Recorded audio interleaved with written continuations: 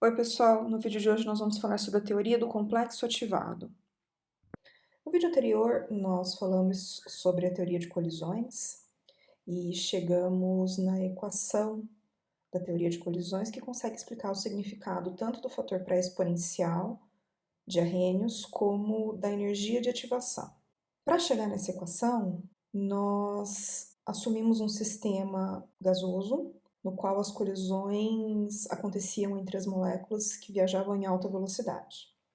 Sistemas em solução são mais complexos e nem todas as considerações feitas na teoria de colisões podem ser usadas para reações em solução, mas algumas delas sim, tá? Por quê? O movimento das moléculas ele é mais lento em solução do que na fase gasosa, exatamente pela presença do solvente. Então, as moléculas em solução, elas não conseguem andar em linha reta. Elas estão constantemente se desviando do solvente ou mesmo se chocando com o solvente. Uma teoria que surgiu da evolução da teoria de colisões é a teoria do complexo ativado. A teoria do complexo ativado também é chamada de teoria do estado de transição. No que ela se baseia? Então, se nós pensarmos numa reação, a teoria do complexo ativado, ou teoria do estado de transição, considera que os reagentes se movimentam e conforme eles se aproximam, eu começo a ver deformações nas ligações das moléculas. Então, conforme os reagentes vão se aproximando, as ligações que vão ser quebradas começam a ser enfraquecidas, enquanto as ligações que serão feitas começam a ser formadas, até que nós chegamos num estado que nós chamamos de complexo ativado, ou estado de transição, no qual nós temos uma configuração que não é nem de produtos nem de reagentes. A partir do complexo ativado, o sistema pode evoluir tanto para retornar ao estado de reagentes, como avançar para formar produtos. E isso é importante nós termos em mente. Se nós tivermos um gráfico de energia potencial por coordenada de reação, e nesse gráfico nós observarmos a energia de reagentes e produtos, nesse caso nós vamos usar como exemplo uma reação que vocês vão ver ser exotérmica, mas a explicação para uma reação endotérmica seria exatamente a mesma. Então nós temos reagentes e produtos, e para a reação avançar de reagentes até produtos, nós temos uma variação de energia. A energia máxima alcançada nesse sistema é onde se encontra o complexo ativado. A diferença de energia entre a energia dos reagentes e a energia do complexo ativado é o que nós chamamos de energia de ativação. E essa barreira energética que precisa ser vencida para que a reação aconteça é a barreira de ativação. Então, como eu disse anteriormente, o complexo ativado também é conhecido como estado de transição. Esse caminho de reação, ou a variação de energia que acontece desde o estado reagentes até chegarmos nos produtos, pode ser descrita com uma curva de superfície. Essa curva de superfície mostra a variação de energia potencial do sistema em função da distância das espécies. Então, se eu tenho AB mais C formando A mais BC, eu tenho como avaliar a distância de A e B e a distância de B e C. O caminho de reação é o caminho de menor energia, mas ainda assim o complexo ativado estará no ponto onde nós temos maior valor de energia. Então, se nós observarmos a curva de superfície, nós vemos que a reação pode seguir qualquer caminho, mas a energia de ativação do sistema vai variar. Então, enquanto a reação segue o caminho de menor energia, nós temos o menor valor de energia de ativação. Mas se a reação resolve seguir um caminho diferente, a energia de ativação será maior. Por isso que ela sempre segue o caminho de menor energia. Na teoria do complexo ativado, se nós tivermos uma reação A mais B dando C mais D, nós podemos pensar no mecanismo de reação considerando o estado de transição. Se nós fizermos isso, a primeira etapa da nossa reação vai ser A mais B dando um estado de transição chamado AB diferente. Esse sinalzinho é o sinal que nós usamos para indicar que nós estamos falando do estado de transição ou do complexo ativado. A segunda etapa de reação, então, vai ser quando nós saímos do complexo ativado para formar os produtos C e D. A primeira etapa da nossa reação, A mais B, dando o complexo ativado AB, está em equilíbrio termodinâmico. Como eu disse, uma vez que nós chegamos no complexo ativado, ele pode tanto voltar como progredir para formar produtos. Então, como eu posso ter o complexo ativado também voltando para formar reagente, essa reação está em equilíbrio. Se ela está em equilíbrio, eu posso escrever que a constante de equilíbrio dessa reação vai ser a concentração da espécie complexo ativado sobre a concentração de A vezes a concentração de B. A concentração da espécie do complexo ativado vai ser igual à constante de equilíbrio do complexo ativado vezes a concentração de A vezes a concentração de B. A gente usa o sinal aqui também para indicar que nós estamos falando da equação de equilíbrio de reagentes dando o complexo ativado. Nós vamos chamar essa equação de 1. Da termodinâmica, nós sabemos que ΔG é igual a ΔG padrão mais RT ln de Q, sendo que o quociente entre produtos e reagentes. No equilíbrio, o ΔG é igual a zero e o quociente é igual à constante de equilíbrio da reação. Assim, o ΔG padrão fica igual a menos RT ln de K. E o ln de K vai ser menos ΔG padrão sobre RT. Constante de equilíbrio K vai ser E elevado a menos ΔG padrão sobre RT. Nós também sabemos da termodinâmica que o ΔG padrão é igual a ΔH padrão menos T ΔS padrão. Então, K vai ser igual a E elevado a menos ΔH padrão sobre RT vezes E elevado a ΔS sobre R. No complexo ativado, nós vamos ter então que a constante de equilíbrio do complexo ativado vai ser elevado a menos ΔH padrão do complexo ativado sobre RT vezes E ΔS padrão do complexo ativado sobre R. E essa nós vamos chamar de equação 2. A segunda etapa do nosso mecanismo é uma etapa muito rápida, portanto ela não está em equilíbrio. Então, eu tenho o complexo ativado indo a produtos C mais D, e eu tenho uma constante de velocidade K1 dessa reação. A velocidade da reação vai ser, então, K1 vezes a concentração de complexo ativado, e essa é a nossa equação 3.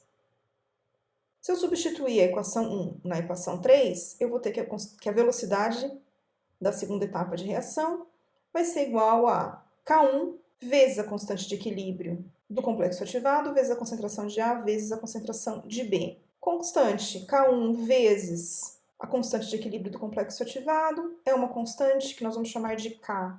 E K, portanto, é igual a K1 vezes a constante de equilíbrio do complexo ativado, e essa será a nossa equação 4.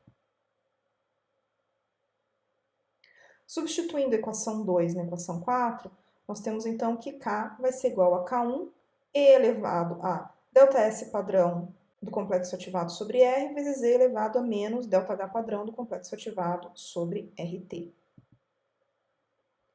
Se nós observarmos bem, essa equação tem o formato da equação de Arrhenius, e esse primeiro termo, K1E elevado a ΔS padrão do complexo ativado sobre R, equivale ao nosso fator pré-exponencial A, enquanto o ΔH padrão do complexo ativado equivale à energia de ativação. E dessa forma nós conseguimos deduzir uma equação que também explica o significado do fator pré-exponencial da equação de Arrhenius e da energia de ativação. Ainda, nós não vamos deduzir aqui, mas eu digo para vocês que da mecânica quântica é possível deduzir o valor dessa constante K1, que, se vocês lembrarem bem, é a constante de velocidade da segunda etapa do nosso mecanismo, ou seja, a etapa que leva o complexo ativado a produtos. K1 é igual a constante de Boltzmann vezes a temperatura sobre a constante de Planck. Lembrando dos valores dessas duas constantes. Constante de Boltzmann é igual a 1,381 vezes 10 a menos 23 joules por Kelvin, e a constante de Planck é 6,626 vezes 10 a menos 34 joules vezes segundo. Esse tratamento termodinâmico para a teoria do complexo ativado é um tratamento simplificado. Ele é o tratamento que pode ser encontrado no livro do Mahan. Para nós, no nível de aprofundamento dessa disciplina, esse tratamento é suficiente. Mas quem quiser saber mais, eu vou deixar um outro vídeo com um tratamento termodinâmico um pouquinho mais complexo, e mostrando para vocês que existem diferenças. A diferença acaba aparecendo no valor do fator pré-exponencial A. Esse tratamento pode ser mais complexo conforme nós inserimos ou diferenciamos valores dentro dessas substituições dos fatores termodinâmicos. Dentro da entropia, nós podemos colocar os fatores vibracionais e rotacionais das moléculas, por exemplo.